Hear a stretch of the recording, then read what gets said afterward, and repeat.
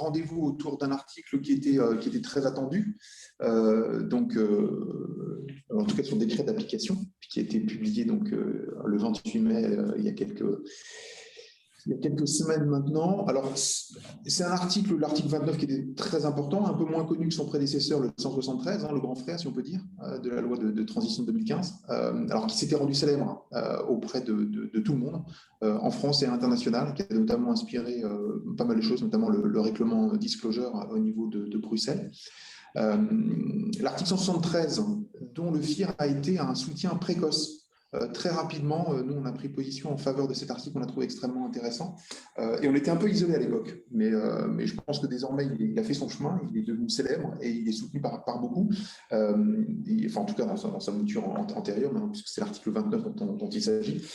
Juste peut-être pour rappeler que un de nos administrateurs à l'époque, Éric Loiselet, qui nous a quitté depuis, a été très engagé dans cet article 173, au carrefour de plusieurs communautés. C'était à la fois les investisseurs, mais aussi les associations, les syndicats et le monde politique, pour faire avancer cet article qui a été aussi rendu possible probablement grâce à la COP21 qui s'est tenue cette année-là.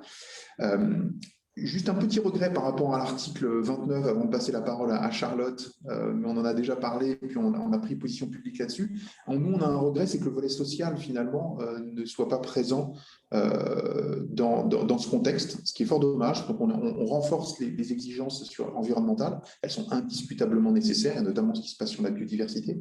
Néanmoins, on a quand même ce regret. Je pense qu'on l'a au FIR, mais c'est aussi un regret assez partagé par pas mal d'acteurs français, puisque ce volet social, on considère qu'il est très important, et on se rend compte, nous, dans nos discussions, notamment avec l'Eurocif, et avec ce qui est en train de se passer avec aussi la taxonomie sociale au niveau européen, c'est un sujet qui est vraiment montant. Et donc, du coup, c'est vrai qu'on avait un petit regret en la matière. Bon, du coup, je vais pas monopoliser la parole. Donc, du coup, pour cette séance de décryptage de l'article 29, on a deux intervenants avec nous, vous les voyez. Donc, Charlotte Garde, qui est, on va dire, responsable de la finance durable à la Direction générale du Trésor, et qui a piloté donc la rédaction de ce décret. Donc, c'est à ce titre-là qu'elle est particulièrement intéressante pour nous, parce que comme ça, on a quelque chose un petit peu de l'intérieur. Et puis après, on entendra Maître Olivier Lafitte, donc, qui est avocat à la Cour et qui est président de l'Observatoire du droit de la finance durable, et qu'il est aussi l'auteur d'ailleurs du newsletter que vous avez peut-être vu, ESG Legal, qu'on a lancé avec lui assez récemment, donc en partenariat avec le FIR. Alors, comment ça va se dérouler dans la session? On va avoir d'abord une intervention de Charlotte, ensuite Olivier, et après, vous pourrez poser toutes vos questions. On va garder la séance de questions-réponses dans la deuxième partie, dans la deuxième demi-heure. Et ce qu'on vous propose de faire, c'est que vous preniez la parole, pas simplement que vous mettiez dans le chat. Donc, demandez-nous dans les Q&A votre volonté de prendre la parole, de poser une question, et on vous la donnera directement en vous permettant d'accéder à votre micro pour permettre cet échange. J'en ai terminé. Charlotte, the floor is yours, comme on dit, et je pense que c'est toi qui vas partager la présentation. Oui, merci beaucoup Grégoire, merci à tous. Je ne sais pas dans quelle mesure, Grégoire, un quart d'heure, c'est bien, non? Oui, très bien. Ok, parfait. Parfait. Alors, je vais me permettre de partager mon écran. Est-ce que vous le voyez bien en plein écran? Oui. Parfait.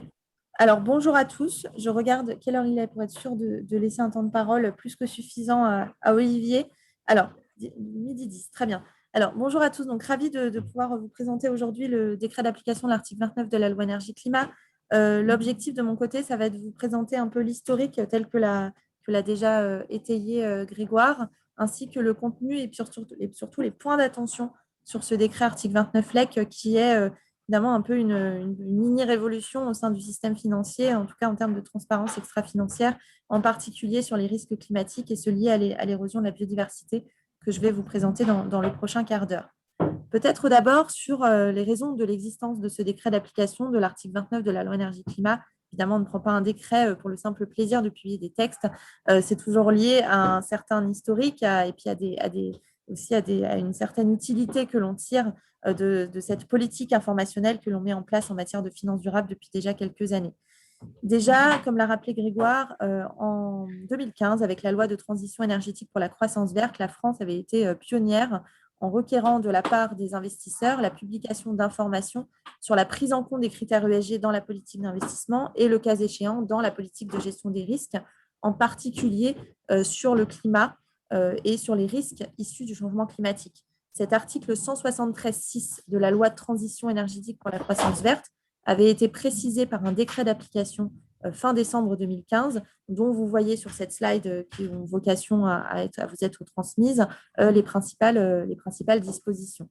Nous avions effectué un bilan d'application de ce décret, de ce décret de 2015 relatif à l'article 173.6 en juin 2019, que nous avions du coup publié également sur le fondement des données qui nous avaient été transmises par l'autorité des marchés financiers et par l'autorité de contrôle prudentiel et de résolution. Vous voyez les grandes conclusions de ce bilan sur cette slide. Je ne vais pas m'attacher à les répéter. Encore une fois, elles ont vocation à vous être transmises. Donc, c'est pour cette raison qu'elles sont assez complètes, disons. Mais on a bien vu dans le cadre de l'élaboration de ce bilan que sur le plan qualitatif, on voyait certes une appropriation croissante par les SGP des externalités dans leur politique d'investissement, mais peu d'explications sur les raisons qui présidaient le choix de ne pas publier certaines des informations. Et sur le contenu, on a surtout relevé un manque de maturité des indicateurs, des méthodologies, ainsi qu'une hétérogénéité du coût dans les publications en termes de qualité, de quantité, de pertinence, de qualité de l'information. Donc, l'article 173 a fait son petit bonhomme de chemin, disons, et puis ça a largement influencé l'Union européenne dans son plan d'action sur la finance durable qu'elle a publié en mars 2018, avec en son cœur notamment un règlement qui est le règlement Disclosure, qui, lui, a été publié en novembre 2019 au journal officiel de l'Union européenne. Ce règlement Disclosure, à contrario de l'article 173, donc de notre dispositif précédent, il comporte à la fois des exigences en matière de reporting au niveau de l'entité financière, donc prise au niveau du bilan des encours sous gestion de l'entité, mais également des exigences en matière de reporting précontractuel et périodique pour les produits financiers. Là, sur cette slide, je m'attache à vous présenter uniquement les exigences en matière de reporting au niveau de l'entité, étant donné que c'est également l'approche qui a été retenue par le droit national avec ce décret article 29. Du coup, là où l'article 173 a influencé l'Union européenne, c'est sur cet article 3 que vous voyez en haut de cette slide, sur la transparence des politiques relatives aux risques en matière de durabilité, sur finalement l'un des pendants de la matérialité qui est la prise en compte des facteurs ESG, du changement climatique, de l'érosion de la biodiversité, etc., dans la politique d'investissement. En revanche, là où le droit européen est allé plus loin que notre article 173, c'est en requérant également une transparence sur la prise en compte des principales incidences négatives de la politique d'investissement sur l'ESG. Donc, dans quelle mesure est-ce que ma politique d'investissement revêt un impact négatif sur le changement climatique, sur l'érosion de la biodiversité, sur certains éléments d'ordre social, etc. Et puis également, le règlement Disclosure requiert une transparence des politiques de rémunération en ce qui concerne l'intégration des risques ESG. Du coup, on a un article 173 qui a influencé partiellement le droit européen et puis le droit européen qui allait plus loin en requérant ces informations avec des KPI, des indicateurs clés de performance obligatoires qui doivent être publiés et qui sont, eux, précisés par RTS. Ce que nous autorise le règlement à faire, tant bien même que ça soit un règlement d'application directe, c'est d'adopter ou de maintenir en vigueur des dispositions plus strictes en termes de publication d'informations extra-financières, pour le dire simplement. C'est le considérant numéro 28 du règlement. On avait on avait le choix, disons, en France, étant donné qu'on avait déjà l'article 173. Donc, nous avions déjà l'article 533-22-1 du Code monétaire et financier. Nous devions de facto, étant donné que le règlement est d'application directe, nous devions de facto venir modifier, disons, en tout cas adapter le champ d'application de cet article 533-22-1 du Code monétaire et financier aux dispositions du règlement Disclosure. Donc, de toute façon, nous devions modifier le droit. Donc, il y aurait eu un article 29 de la loi énergie-climat. Mais en plus, comme le règlement nous autorise à maintenir en vigueur ou à adopter des dispositions plus strictes, nous en avons profité pour venir compléter le droit européen, notamment sur la partie, disons, de l'information qui concerne l'intégration des facteurs ESG dans la politique d'investissement. Parce que ce sont là, du coup, les objectifs du décret. Avec cet article 29 de la loi énergie-climat, l'objectif, c'est de venir préciser ce qui est adopté dans la loi, à savoir qu'on a mis l'accent, du coup, dans le droit national sur l'information sur les risques issus du changement climatique, sur les informations sur les risques liés à la biodiversité. On a également mis l'accent sur tout ce qui est stratégie d'alignement sur l'accord de Paris. On a mis l'accent sur les niveaux d'investissement en faveur du climat, l'aspect contributif de la politique d'investissement à la politique de lutte contre le changement climatique. Et donc, du coup, il y a 3 grands objectifs à ce décret. C'est déjà, on s'est dit, on peut maintenir en vigueur des dispositions issues de notre dispositif 173. Et du coup, même si le droit européen ne va pas sur le terrain de la contribution à la transition, de l'alignement, nous, on a décidé de pouvoir maintenir en vigueur de telles dispositions dans notre droit, tant bien même que celui-ci soit partiellement issu du droit européen. On a aussi décidé d'aller plus loin au titre de la loi, évidemment. Alors, je reviens du coup quelques slides en arrière. Le règlement disclosure, encore une fois, d'application directe. L'article 4, il est assorti d'un RTS, donc il va venir être précisé, notamment avec la publication de KPI obligatoires, il va venir être précisé dans les prochaines semaines, parce que la Commission doit adopter la proposition de RTS des autorités européennes de supervision. Il va venir préciser du coup l'article 4. Il y a aussi un RTS qui vient préciser l'article 5. En revanche, le règlement disclosure ne prévoit pas de RTS pour l'article 3. C'est-à-dire que le droit européen vous demande de publier des informations relatives à l'intégration des risques en matière de durabilité dans la politique d'investissement, dans la politique de rémunération, etc., mais ne vous donne pas davantage d'outils, ne vous donne pas davantage de détails sur la manière dont cette transparence doit avoir lieu. Et c'est la raison pour laquelle je reviens sur cette slide. Le second objectif du décret, finalement, c'est de pallier cette absence de mandat de RTS au titre de l'article 3 de SFDR et du coup de constituer, si j'ose dire, le RTS national du règlement disclosure sur cet article 3, en faisant par ailleurs un focus explicite supplémentaire sur les risques qui sont associés au changement climatique et liés à la biodiversité, tel que prévu du coup par la loi. Et puis un troisième objectif, c'est de tirer les leçons aussi de l'application que nous avons en France de l'article 173 et du coup de l'expérience française en matière de transparence extra-financière des investisseurs. Du coup, on fait une chose en particulier, c'est qu'on articule le dispositif autour des recommandations de la TCFD. Donc, lorsque vous ouvrez le décret, surtout la section grand 3 de l'article 1er, que je vous invite à la regarder, j'ai mis une slide spécifique évidemment sur cette section du décret, vous retrouvez finalement les recommandations de la TCFD sur la gouvernance, sur la stratégie, sur la gestion des risques, sur les métriques, les cibles qui sont adoptées. Et puis plus particulièrement, on est venu aussi largement renforcer les exigences en matière de reporting sur le plan méthodologique, sans requérir une méthodologie particulière, parce que ce n'est pas de l'ordre du droit. Néanmoins, on vient requérir une exigence en matière de transparence sur la méthodologie à chaque fois qui est retenue pour faire telle et telle évaluation, pour établir telle ou telle stratégie d'alignement. Et donc, c'est en ça qu'on entend pallier certaines des difficultés qui ont été soulignées, mises en exergue, disons, par le bilan d'application de l'article 173 de juin 2019. Du coup, ce décret s'applique de la même manière en France, évidemment, en tout cas, le périmètre d'application est le même que pour le droit européen, pour le dire simplement. À savoir que cela couvre un champ d'application plus large que l'ancien article 173, notamment en couvrant aussi les établissements de crédit et les EI pour leurs activités de gestion de portefeuille pour compte de tiers et de conseil en investissement. Ça comprend les sociétés de gestion de portefeuille, la Caisse des dépôts-consignations, les assureurs-réassureurs, toutes les entreprises régies par le Code de la mutualité, les institutions de prévoyance et leurs unions, et l'ensemble des institutions de retraite professionnelles, complémentaires, supplémentaires, des agents non titulaires de l'État, l'IRCANTEC, les RAF, etc. Donc, le champ d'application est très large et plus large que ne l'était l'article 173, étant donné que nous avons encore une fois mis à niveau finalement notre code monétaire et financier avec le périmètre d'application du règlement disclosure. Du coup, ce décret, publié, j'aurais dû le dire dès le départ d'ailleurs, mais le 27 mai 2021 au journal officiel, est constitué de 9 articles. L'article 1er est le seul qui est codifié, donc que vous retrouvez dans la partie D du Code monétaire et financier. On renvoie évidemment à l'article L.533-22-1 du Code monétaire et financier. Je vais vous présenter ces 4 articles, sachant que le plus important, entre guillemets, est l'article 1er, encore une fois, c'est celui qui est codifié, et c'est surtout celui qui comprend finalement, qui détaille l'information qui doit être soumise dans un rapport dédié ESG. Du coup, alors peut-être sur le champ d'application, je vous l'ai dit, du coup, renvoie au 533-22-1, on se prend en compte les spécificités de la gestion sous mandat et du conseil en investissement. Plus loin dans le décret, vous verrez que, par exemple, pour la gestion sous mandat, tout ce qui est requis en termes de gestion des risques, c'est si c'est possible pour la gestion sous mandat. Ça fait partie des points, des endroits, disons, dans le décret où nous prenons en considération les difficultés évidemment applicables en matière de transparence extra-financière pour la gestion sous mandat.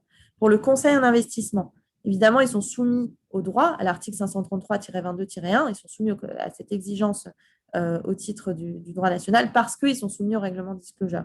Mais les dispositions du décret ne s'appliquent pas aux conseillers en investissement. Pour les conseillers en investissement, il faut seulement disons, prendre en compte le 533-22-1, en fait, le règlement de disclosure, et ce, du coup, avec des dispositions qui sont plus light, disons, pour les conseillers en investissement que pour le reste des acteurs de marché concernés par le décret. Sur la présentation de l'information sur ce grand 2, on demande, grosso modo, je vais très vite, mais une distinction de l'information par classe d'actifs. Sur le grand 3, je m'apprête à vous le présenter. Sur le grand 4, on a des seuils d'application, vous le verrez effectivement aussi dans la slide suivante. Et puis sur le format de publication, seulement avoir en tête un point important, c'est que le décret ne requiert pas la publication de l'information selon le séquençage qui est adopté par le texte. On n'oblige pas à présenter en premier les moyens internes, ensuite la gouvernance, ensuite la politique de vote, etc. Pour 2 raisons. D'une part, on considère que ce n'est pas au droit de venir requérir un tel séquençage de l'information. Tout le monde est grand et adulte et peut présenter l'information comme il le souhaite, surtout au vu de l'expérience de la place sur ce sujet. Et puis par ailleurs, parce que le règlement européen lui requiert un template, un format standardisé obligatoire de publication de l'information. Du coup, ce que l'on dit, c'est 2 choses. Pour les informations où le décret va plus loin que le droit européen. Savoir qu'il y a certains éléments d'information qui sont communs, disons, au droit européen, au droit national. Pour ces informations-ci, le décret va toujours plus loin que le droit européen. Donc, vous devez ajouter cette information issue du décret dans la ligne correspondante du template au titre du droit européen. Pour les informations du décret qui vont juste plus loin, enfin qui s'ajoutent, je devrais dire, au droit européen, qui n'existent pas au titre du droit européen et qui s'ajoutent, alors là, vous êtes libre d'intégrer ces informations dans le template, a priori, je dirais, à la suite de ce template qui est prévu par le RTS, mais c'est laissé à votre libre choix. Et c'est donc de manière un peu alambiquée, disons, ce que prévoit ce grand 5 sur le format de publication. Ce grand 5 aussi vous dit qu'il est nécessaire de publier les informations dans un document, dans un rapport ESG dédié, publié sur le site Internet sur une page dédiée, est transmise annuellement aux autorités compétentes ainsi qu'à l'ADEME pour nourrir sa plateforme pour la transparence climatique, son Climate Transparency Hub. Voilà ce que vous dit l'article 1er. L'article 2 et les suivants, je vais vous les présenter. Mais du coup, je vais faire un focus désormais sur ce grand 3, sur le contenu, donc sur le grand 3 de l'article 1er. Ce grand 3, il se présente de cette manière, à savoir que vous avez 9 sections d'informations à publier, une première sur la démarche générale. Est-ce que l'entité a, par exemple, des fonds labellisés? Est-ce que vous avez derrière une charte? Le petit 2 sur les moyens internes. Quels sont les moyens financiers, notamment les ressources humaines, etc., en faveur de la prise en compte des critères ESG dans la politique d'investissement? Le 3 bulles sur la gouvernance. Dans quelle mesure est-ce que, en tout cas, publier le niveau de connaissance, de compétences, d'expérience des instances de gouvernance par rapport à l'ESG? Dans quelle mesure est-ce que les instances de gouvernance ont un rôle dans la définition de la politique d'investissement par rapport à l'ESG? Dans quelle mesure est-ce que les critères ESG sont intégrés dans le règlement intérieur du conseil d'administration, du conseil de surveillance? Dans quelle mesure est-ce que les critères ESG sont intégrés dans la politique de rémunération aussi du top management, disons, de l'entité? Le 4 bulles porte sur la stratégie d'engagement, la politique de vote et puis sur leur compte-rendu. Dans quelle mesure, par exemple, la politique de vote a-t-elle une incidence sur les politiques dites de désengagement sectoriel des acteurs, sur les politiques sectorielles, notamment en matière de désinvestissement des énergies fossiles, par exemple? C'est ce que prévoit ce 4 bulles. Le 5 bulles porte sur l'alignement des encours sous gestion ou du bilan sur la taxonomie des activités économiques durables et également sur l'alignement des encours sous gestion ou du bilan sur les énergies fossiles prises dans le sens de la définition du règlement disclosure. Le 6 bulles porte sur la stratégie d'alignement sur l'accord de Paris, je vais en parler rapidement après. Le 7 bulles sur la stratégie d'alignement sur la biodiversité, sur les objectifs internationaux de préservation de la biodiversité. Le 8 bulles porte sur la gestion des risques et les spécificités des risques climatiques et biodiversité, avec notamment l'obligation de publier une estimation quantitative de l'impact des facteurs ESG sur la valorisation des portefeuilles.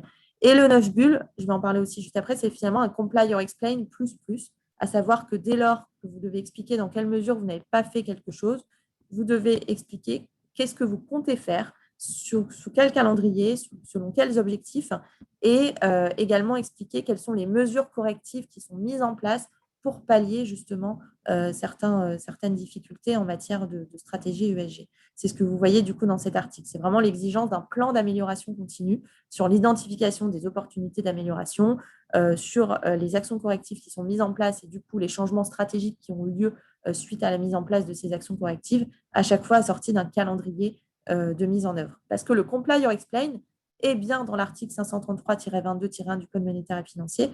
En revanche, il n'y a pas de Comply or Explain dans le décret, mais il y a bien un Comply or Explain pour la publication de toutes ces informations.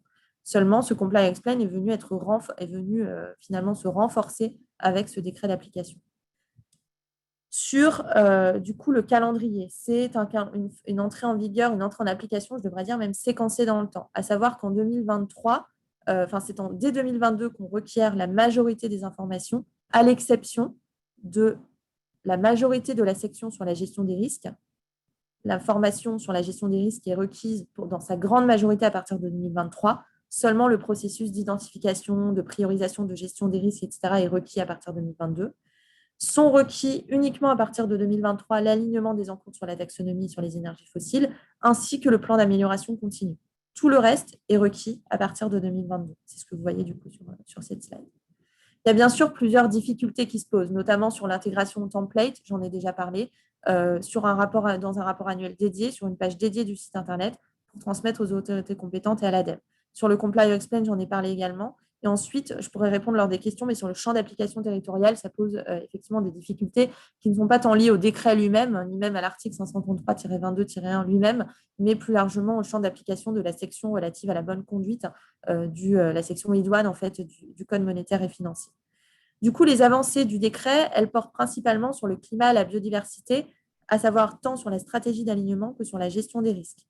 Donc, sur le climat, on va requérir des choses qui sont extrêmement précises, avec la publication d'un objectif quantitatif à horizon 2030 qui peut être publié sous forme d'une augmentation de température implicite. Mon portefeuille est exposé à plus 4 degrés, par exemple, Celsius, ou alors qui peut être publié sous forme d'un volume d'émissions de gaz à effet de serre. Cette stratégie d'alignement, elle doit du coup nécessairement s'assortir de la publication de cet objectif quantitatif. Et surtout, on demande de publier l'ensemble des informations portant sur la méthodologie interne, tant bien même que celle-ci peut provenir d'un prestataire externe, pour évaluer l'alignement de la stratégie d'investissement. Donc, tant sur les scénarios énergie-climat retenus, sur les méthodes d'agrégation, sur les hypothèses retenues, sur les données estimées, sur la granularité temporelle, sectorielle, géographique, etc. Et sur aussi le rôle, en fait, de cette stratégie d'alignement dans la stratégie d'investissement, sur les changements qui sont intervenus, etc. Dès lors qu'on a une exposition, par exemple, très importante, en tout cas une augmentation de température importante, quelles sont du coup les actions de suivi, la fréquence de revue aussi de cette stratégie d'alignement pour bien se situer sur l'objectif de température de l'accord de Paris. On requiert également beaucoup de choses sur les risques relatifs au changement climatique. Alors déjà sur les risques ESG au sens large, et puis avec une segmentation spécifique sur les risques climatiques, physiques, transition de contentieux, avec de la même manière des exigences de transparence importantes, disons, sur la prise en compte effective de ces risques issus du changement climatique dans le processus habituel de gestion des risques, et notamment sur l'évaluation quantitative, comme je l'ai dit à l'instant. Du coup, vous voyez ici un extrait du décret pour les risques physiques et de transition, mais ça servira surtout a priori pour les questions.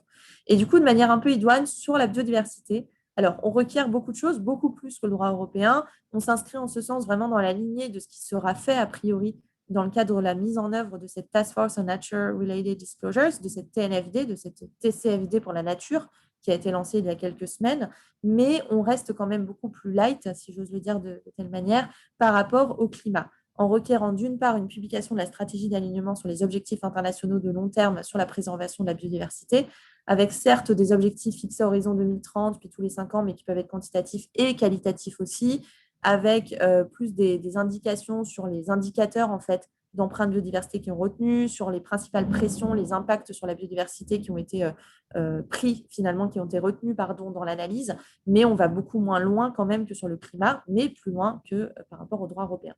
Et puis, sur les risques relatifs à la biodiversité, on requiert également une publication spécifique. Je pense notamment, évidemment, à ce qui concerne la distinction entre les principaux risques émanant de l'érosion de la biodiversité.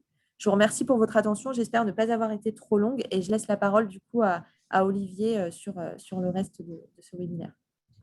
Merci beaucoup, Charlotte. Je suis toujours impressionné par la densité de ton propos. Donc, bravo d'être aussi dense. Maintenant, je pense que nous, il faut qu'on décrypte derrière. Ça prend toujours un peu de temps. On va passer donc tout de suite la parole à Olivier Lafitte pour une approche un peu donc juridique complémentaire à ce qu'on vient d'évoquer. Donc, je vous le rappelle, on posera toutes les questions à la fin et on vous donnera la parole. Donc, n'hésitez pas à lever la main ou à mettre quelque chose dans le Q&A et individuellement, vous pourrez poser des questions et on vous demandera d'être très synthétique pour qu'on ne déborde pas trop, puisqu'on a prévu donc d'aller jusqu'à 13 heures. Voilà. Olivier, la parole est à toi.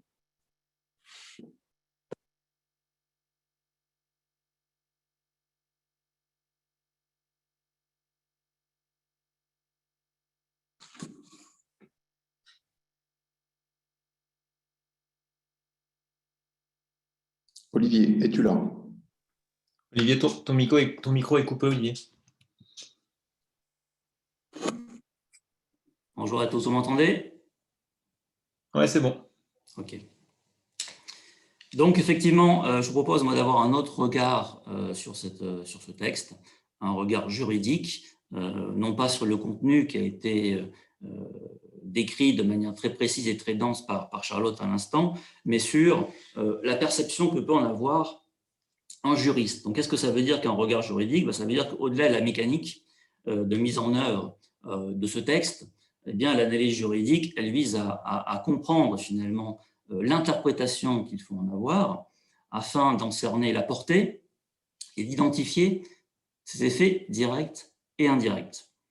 Et en faisant cet exercice, les réponses que l'on pourra ou pas apporter à ces questions eh bien, nous permettront d'appliquer, et j'expliciterai ce terme d'appliquer correctement le texte, mais également d'identifier les mesures qui devront être mises en œuvre par les différentes entités concernées, pour elles-mêmes ou pour leurs produits, et qui sont en réalité impactées indirectement et qui ne relèvent donc pas d'une application, je dirais, immédiate de ce texte. L'objectif de l'analyse juridique, c'est d'une manière générale, et c'est vrai aussi pour ce texte, c'est de cerner la responsabilité juridique qui en résulte, ce qui permet d'identifier les risques juridiques qui sont attachés à ces responsabilités et donc de mettre en œuvre un certain nombre de mesures de gestion de ces risques juridiques. C'est ce que l'on fait pour n'importe quelle activité et c'est valable également pour les activités en matière de finances durables. Donc, je vous propose de mener cette analyse juridique selon la technique de l'entonnoir.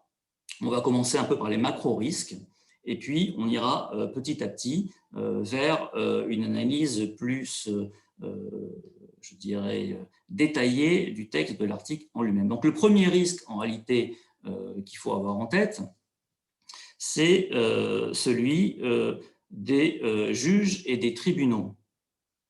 Alors, pourquoi ce premier risque? Eh bien, parce qu'un juriste, lui, il ne parle pas tellement de l'article 29 de la loi LEC, il voit dans ce texte l'article D533-16.1 du Code monétaire et financier qui applique l'article L533-22.1 du même code.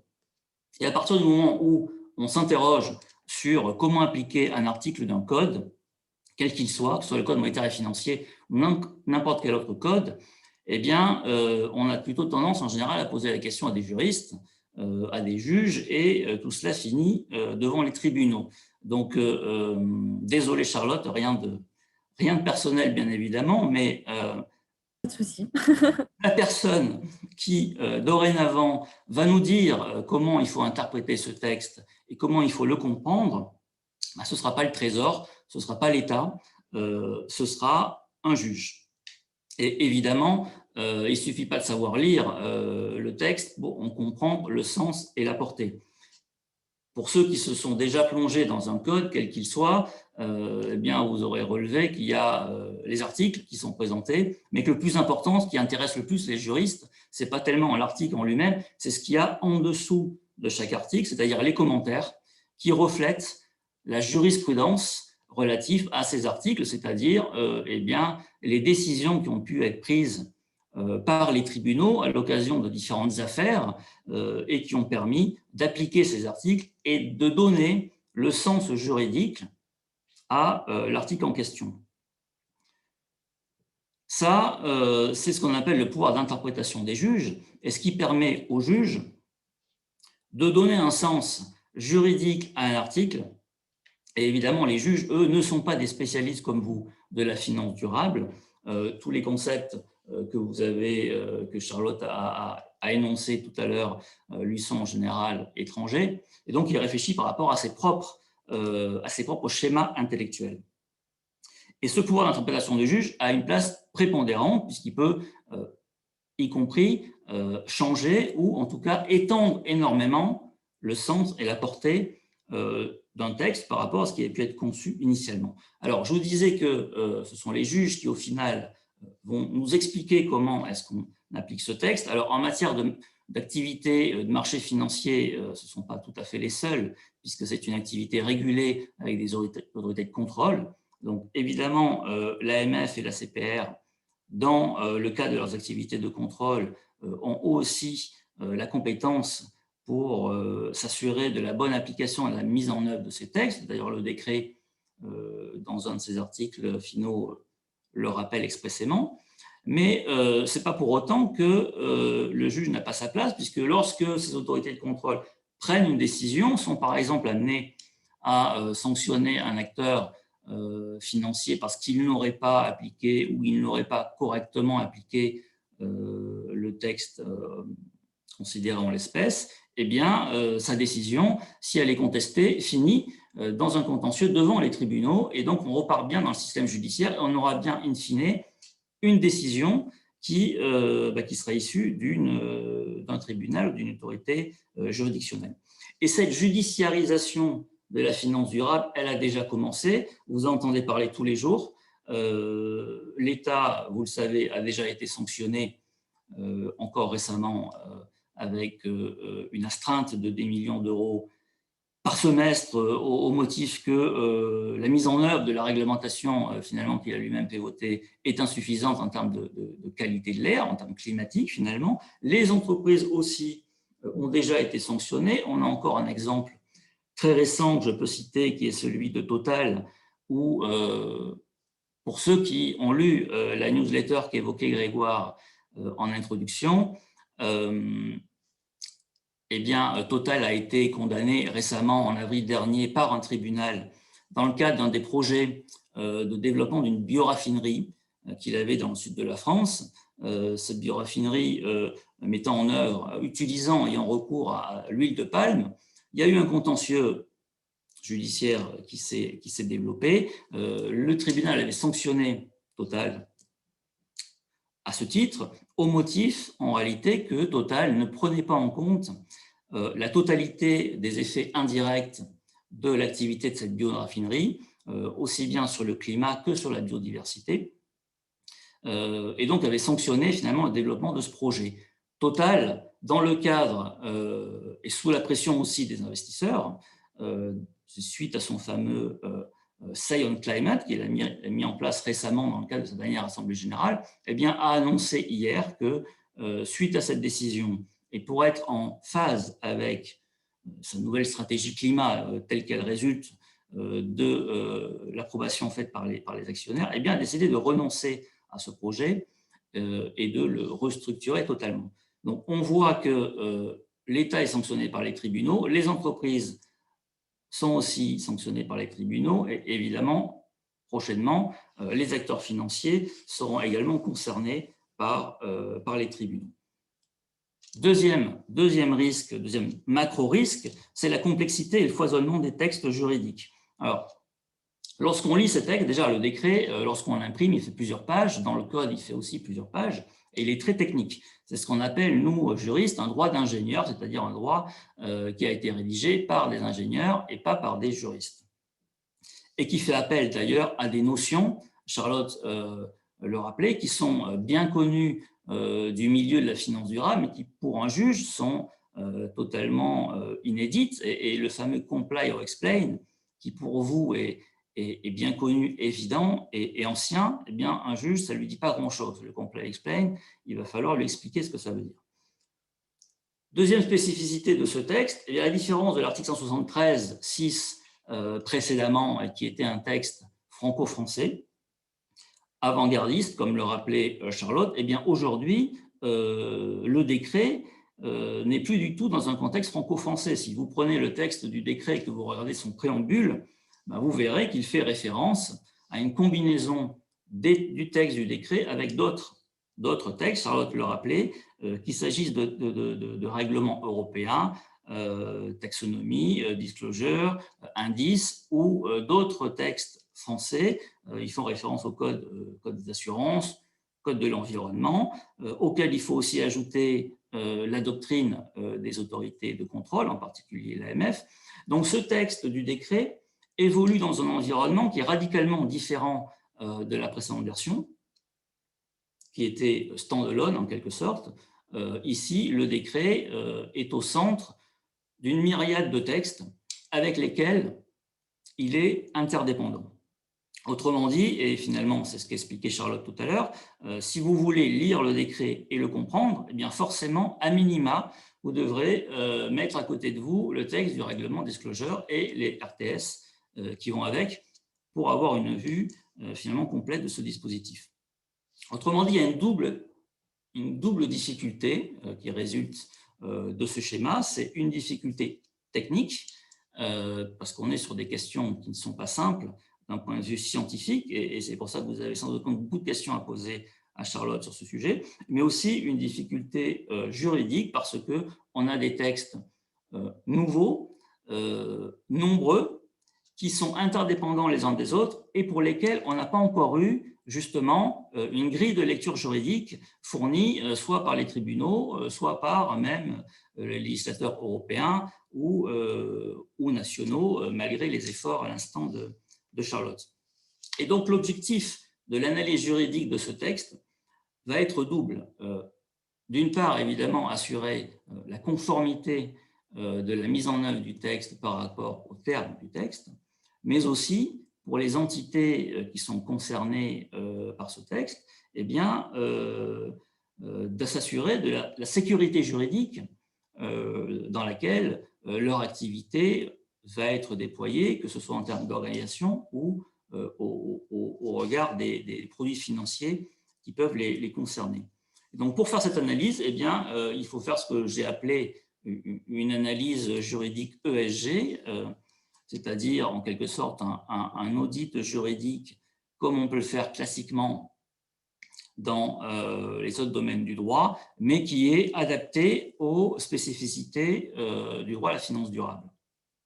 Donc l'objectif de cette analyse juridique, je l'ai rappelé, je ne vais pas revenir dessus, il s'agit de comprendre le sens juridique du texte et d'identifier les risques juridiques, évidemment, directs et indirects.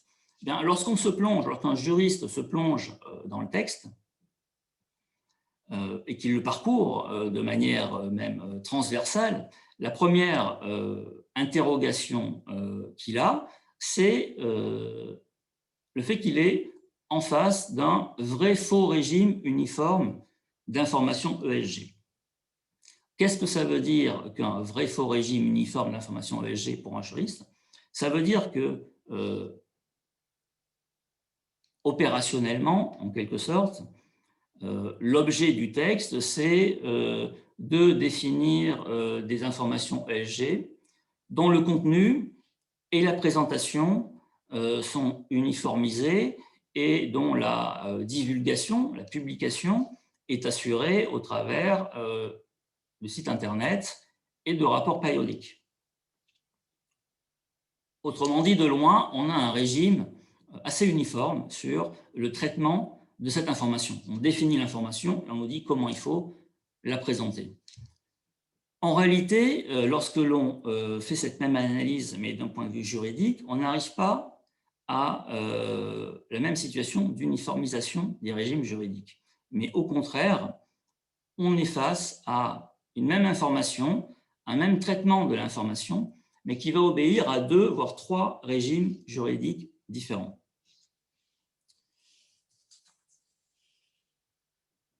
Et alors, d'où vient cette différence d'analyse juridique par rapport à l'organisation et la rédaction du décret? Eh bien, elle vient du fait que cette information va être destinée à deux types, deux catégories de destinataires. Et ces catégories de destinataires, elles sont définies dans le décret et également dans la loi, c'est-à-dire dans l'article L533-22-1 que le décret est censé préciser. Et que nous dit l'article L533-22-1? Eh bien, il nous dit qu'il y a deux types de destinataires de l'information. L'information en question étant la politique donc, de prise en compte dans la stratégie d'investissement des critères ESG et de la contribution à la transition énergétique et écologique, et d'autre part la stratégie de mise en œuvre de cette politique. Bien, les deux catégories de destinataires, ce sont les souscripteurs et le public. C'est écrit noir sur blanc dans l'article 533-22-1. Et cette distinction entre souscripteurs et public, elle est reprise et détaillée par le décret qui, dans un de ses alinéas, vise spécifiquement les souscripteurs affiliés, cotisants, allocataires ou clients. Et dans le texte du règlement disclosure, il y a aussi une référence explicite à une notion identifiée et décrite comme relevant d'obligations précontractuelles. Alors, qu'est-ce que ça veut dire, ça, pour un juriste? Bien, ça veut dire que cette information uniforme, telle qu'elle a été décrite précédemment, elle va être donnée à deux types de personnes. Dans la première catégorie, des personnes, physiques ou morales, avec lesquelles l'entité en question a une relation contractuelle. Et à partir du moment où, juridiquement, vous êtes dans une relation contractuelle, eh bien, le régime de responsabilité, puisque c'est ça que l'on cherche à identifier, c'est un régime de responsabilité contractuelle. Et dans le deuxième cas, lorsque cette information est communiquée au public, eh bien, cela signifie que l'entité qui communique ces informations n'est pas dans une relation contractuelle et donc elle est placée dans un régime de responsabilité juridique que l'on appelle extra-contractuel. Et ça, c'est une distinction, une summa divisio, qui est fondamentale en droit, parce qu'elle a des conséquences juridiques très précises.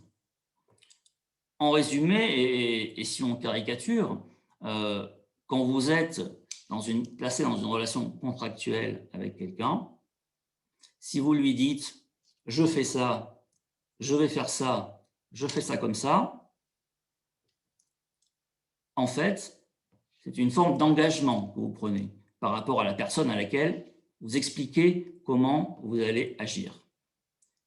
Évidemment, dans le cadre de la relation contractuelle avec le client au sens large, hein, tel qu'il est défini très largement dans ces textes, eh bien, l'information que vous allez donner va aller au-delà d'une simple information, d'un simple exercice de transparence. En réalité, l'information que vous allez lui donner, parce qu'elle s'inscrit nécessairement dans une relation contractuelle, eh bien, elle va avoir une certaine portée, elle va constituer un engagement juridique.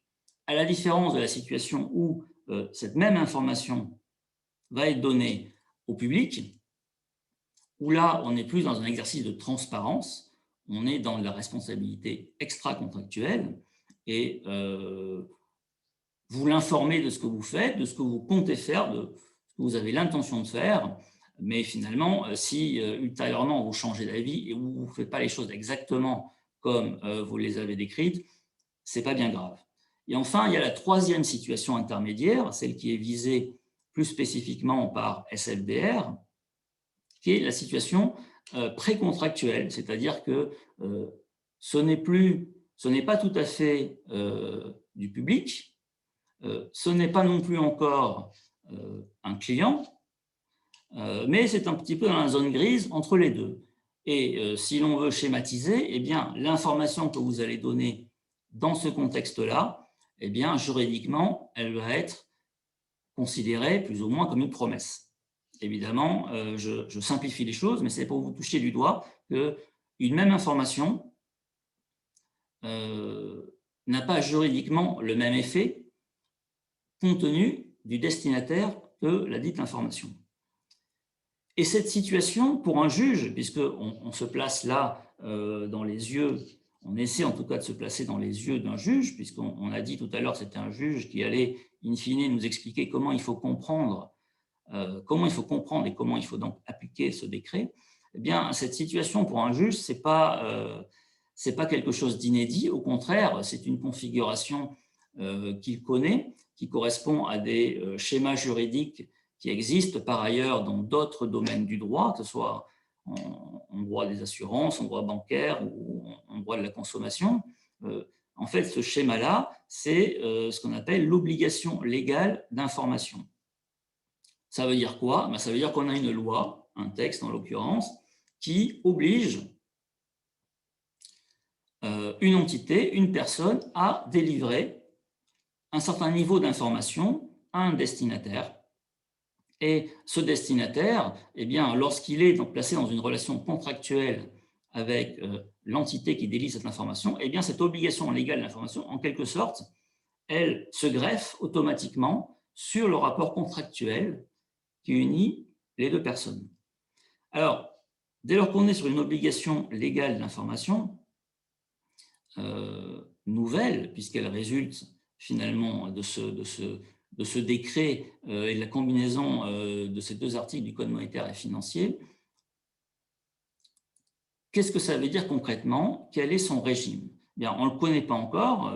Il va falloir que l'on ait un certain nombre de décisions de tribunaux qui vont justement nous éclairer sur ce que ça signifie juridiquement que cette obligation légale d'information. Mais ce que l'on sait déjà, c'est comment est-ce qu'un juge réfléchit, quelles questions il se pose lorsqu'il fait face à une obligation légale d'information. Il se pose différentes questions qui sont toujours un petit peu les mêmes. Les réponses qu'il donne vont être propres à chaque situation, et donc c'est pour ça qu'on ne sait pas encore totalement interpréter la portée de cette obligation légale d'information, mais la première question qui va se poser, c'est de savoir si l'information qui est donnée entraîne une obligation de résultat vis-à-vis de l'entité qui donne cette information ou une obligation de moyens. Qu'est-ce que ça veut dire? Vous avez certainement déjà entendu ces notions. Si on simplifie la différence entre une obligation de résultat et une obligation de moyens, ça veut dire une obligation de résultat, eh bien, il faut atteindre le résultat qui a été annoncé, et une obligation de moyens, il faut mettre en œuvre les moyens raisonnables qui permettent d'atteindre l'objectif qui est annoncé. Mais si cet objectif n'est pas atteint en totalité, ce n'est pas très grave. Ce qui compte, c'est une sorte de meilleurs efforts, en quelque sorte. Et d'autre part, entre ces deux catégories, je dirais clairement identifiées, eh bien, le juge, évidemment, et la jurisprudence ont eu l'occasion de créer des situations intermédiaires qui correspondent à ce qu'on appelle la catégorie des obligations de moyens renforcées. Ça veut dire quoi? Ça veut dire, eh bien, vous devez faire vos meilleurs efforts, mais en gros, il faut vraiment faire les efforts plus. En gros, il faut faire un petit peu tout ce qui est raisonnablement possible de faire pour pouvoir considérer que l'obligation d'information en question, eh bien, a correctement été appliquée. Avec une petite subtilité, là encore développée par la jurisprudence dans le cadre de ces obligations légales d'information, à savoir, eh bien, qui a la charge de la preuve? Est-ce que c'est le destinataire de l'information qui doit, en quelque sorte, démontrer que vous n'avez pas suffisamment mis de moyens pour mettre en œuvre l'obligation d'information qui vous est imposée, ou alors est-ce que c'est celui sur qui pèse l'obligation qui doit démontrer qu'il a mis en œuvre tous les moyens? Tout ça, ce sont les questions classiques que se pose un juge lorsqu'il est en face d'une obligation légale d'information. Et ce que l'on observe de manière générale, dès lors qu'on est sur ces régimes-là, eh bien, c'est que l'interprétation, la jurisprudence, à chaque fois, finit par, en quelque sorte, étendre l'obligation d'information, et ce qui n'était à la base conçu que comme une obligation d'information, eh bien, dérive vers une obligation de conseil, ce qui veut dire que l'entité, la personne sur qui pèse cette obligation d'information, eh bien, va devoir, en quelque sorte, se renseigner vis-à-vis du destinataire pour s'assurer que eh bien, son information va bien répondre à ses besoins. Excuse-moi de t'interrompre très très brièvement, mais je fais le maître de l'horloge. Olivier, on a beaucoup, il est relativement tard déjà. Ouais. Si on veut prendre quelques questions, je pense qu'il faut. Je sais que tu as plusieurs slides, hein, pas mal de détails encore derrière. Ouais, non, mais je vais illustrer ça très rapidement. Donc voilà, en fait, d'un point de vue juridique, la grille de lecture qui va être appliquée par un juge. À chaque obligation, à chaque modalité de mise en œuvre de ce décret, il va se demander est-ce que ça s'applique à une personne avec laquelle existe une relation contractuelle, ou au contraire, le destinataire n'est pas dans une relation contractuelle. Alors, on peut peut-être descendre les slides, Grégoire, pour aller plus vite. Moi, j'ai rapidement égrené le texte du décret et j'ai relevé un certain nombre de points qui ne sont pas exhaustifs, mais si on les passe en revue, eh bien, à chaque fois, on peut se poser une question sur la manière de mettre en œuvre l'obligation d'information en question en fonction du destinataire. Donc, si on prend, par exemple, je ne vais pas descendre tous les points pour respecter l'horaire, mais si on prend, par exemple, l'article D533-16.1, dans son grand 2, premièrement, on fait vraiment une lecture juridique, eh bien, on s'aperçoit que, qu'est-ce qu'il nous dit? Les informations sont publiées en procédant à une distinction par classe d'actifs. Donc là, je lis le texte. L'entité décrit la façon dont cette distinction a été opérée selon un principe de proportionnalité. Et un peu plus loin, le même alinéa nous dit, ou alors, vous pouvez procéder à toute autre distinction pertinente.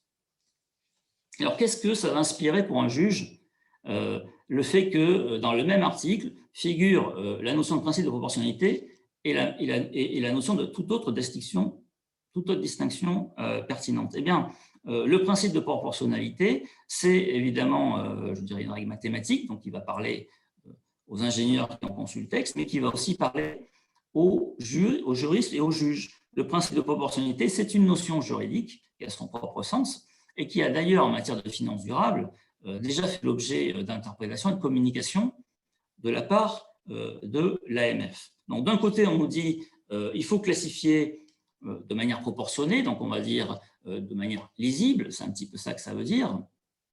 Et de l'autre, on nous dit mais vous pouvez aussi classifier selon toute autre distinction pertinente.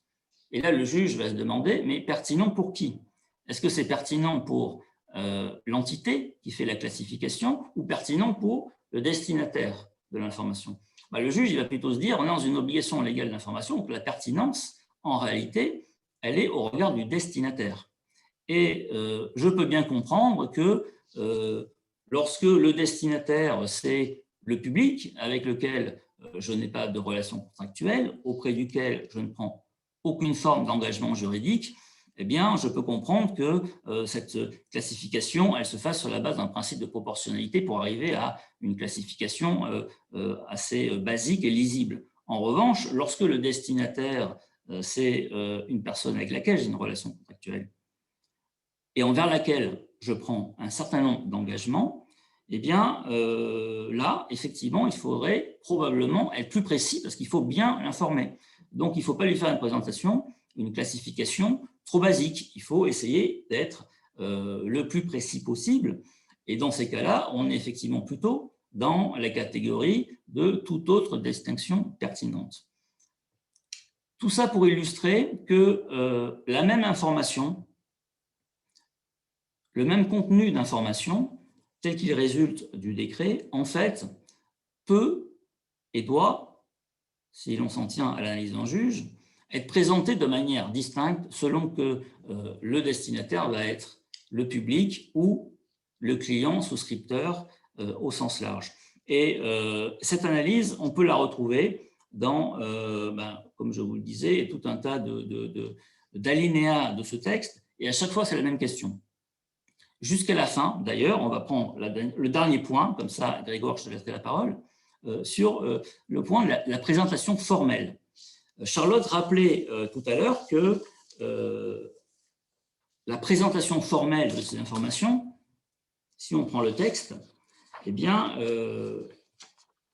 le Trésor a pris soin de faire une formulation qui renvoie à la fois au format standardisé, aux formats standards qui vont être développés dans le cadre de SFDR au niveau européen, mais aussi en prévoyant la possibilité d'enrichir ce standard le cas échéant. Charlotte expliquait que l'objectif de cette rédaction, c'était de permettre, en fait, lorsque vous rendez compte de l'information que vous devez publier, eh bien, d'insérer les compléments franco-français qui ne sont pas dans la réglementation européenne et qui donc n'ont pas vocation naturellement à s'inscrire dans le format européen. D'un point de vue juridique, le même raisonnement peut être développé, à savoir le format standardisé, eh c'est une information standardisée. Un juge va dire, je peux comprendre que pour un client, pour le grand public avec lequel je n'ai pas d'engagement, auprès duquel je n'ai pas d'engagement, un format standardisé, simplifié, uniforme peut faciliter la lecture et c'est un bon exercice de transparence. En revanche, si je me place dans une relation avec un client, entre guillemets, dans une relation contractuelle qui entraîne des engagements juridiques, eh bien, j'ai plutôt intérêt à être plus précis et donc à compléter ce format standardisé par d'autres informations et par un autre format que celui qui est prévu par le texte au niveau européen. Et donc, y compris à ce stade-là, le juge examinera la bonne application de ce texte, l'adéquation de sa mise en œuvre au regard du destinataire de l'information. Et il peut être donc amené à considérer que, eh bien, si vous n'avez fait que du format standardisé, ben, c'est peut-être très bien vis-à-vis du public, mais vis-à-vis de vos clients, souscripteurs, etc., eh bien, c'est peut-être insuffisant. Et si vous aviez voulu appliquer correctement, c'est pour ça que je reprends le terme que j'utilisais en introduction, correctement le texte, eh bien, peut-être qu'en réalité, très probablement, le juge considérait qu'il faudrait aller au-delà de ce format et de donner des informations complémentaires, plus précises à vos destinataires avec lesquels vous êtes en relation contractuelle. Merci beaucoup, Olivier. C'était, je pense, assez clair et complet. Du coup, alors peut-être avant de vous passer la parole, on va utiliser le question-réponse, s'il vous plaît. Vous nous dites si vous voulez poser une question en direct, et comme ça, on vous la donnera. Et par ailleurs, donc, du coup, vous signalez que à la fois les présentations et le replay seront disponibles, les présentations sur le site du FIR, si vous le voulez bien, hein, je parle sous votre contrôle à tous les deux. Et puis le replay aussi sera disponible sur le YouTube, la chaîne YouTube du FIR. Voilà, alors donc Q&A, donc Mine, si tu peux juste regarder un petit peu éventuellement les demandes de prise de parole. J'ai vu que Lise avait posé beaucoup de questions tout à l'heure dans Converser, Lise Moret de la Banque Autun. Et donc, éventuellement, Lise, si tu veux prendre la parole. Alors, peut-être que tu as eu des réponses déjà aux premières questions que tu as posées.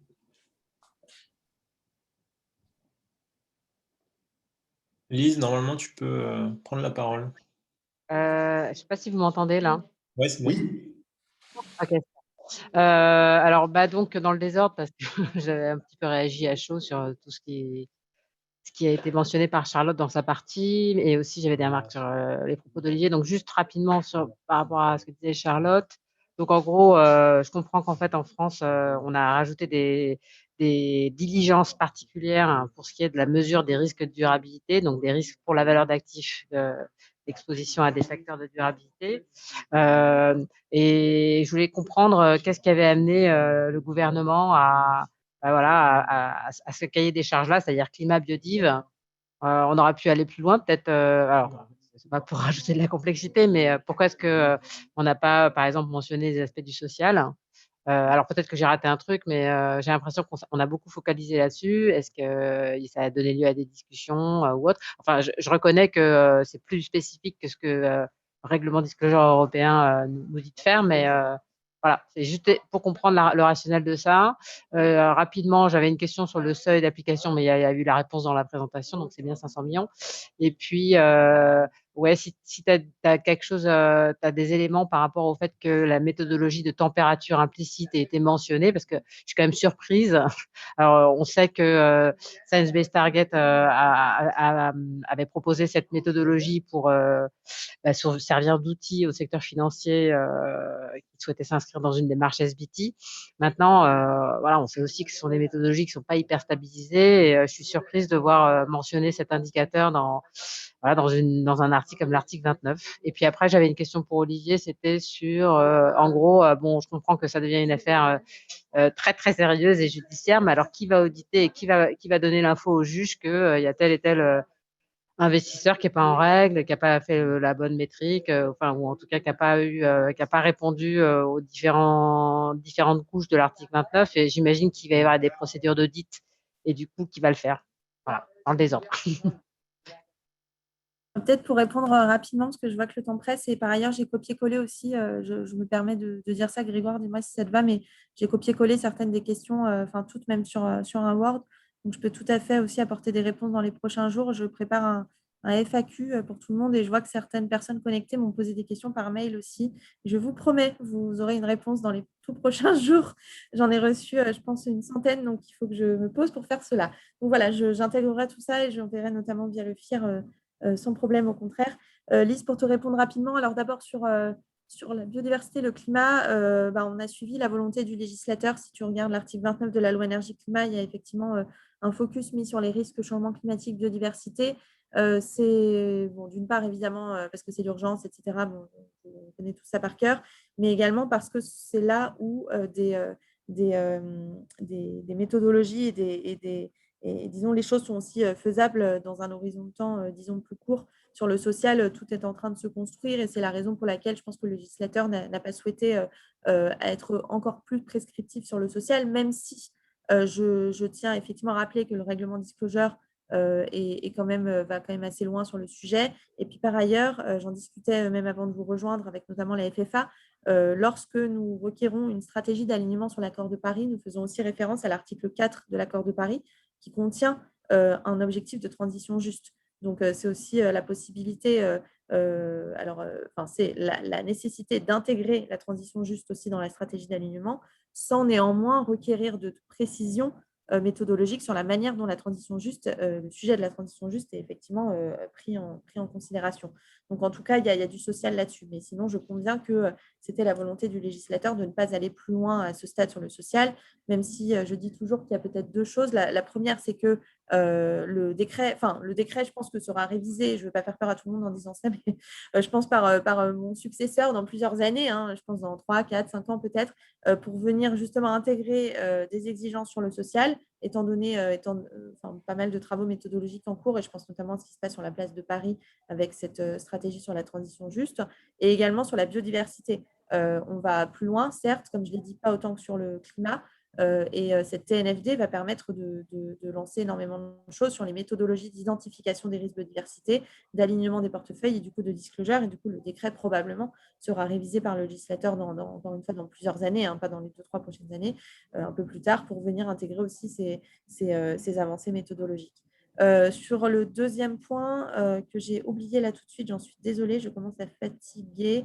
Oui, sur la méthodologie pour la mesure de température, il n'y a pas de méthode. Non, alors c'est-à-dire qu'on demande des précisions sur l'indicateur, mais on ne requiert pas, par exemple, tel qu'il est fait, on ne requiert pas de méthode SBT, même si effectivement des travaux sont aussi en cours sur la place, notamment au sein du comité scientifique de l'Observatoire sur la finance durable, pour venir poser un peu des principes communs méthodologiques en matière d'alignement des portefeuilles, et ce, notamment sur le fondement des précisions méthodo qui sont, elles, requises par le droit, donc par le décret.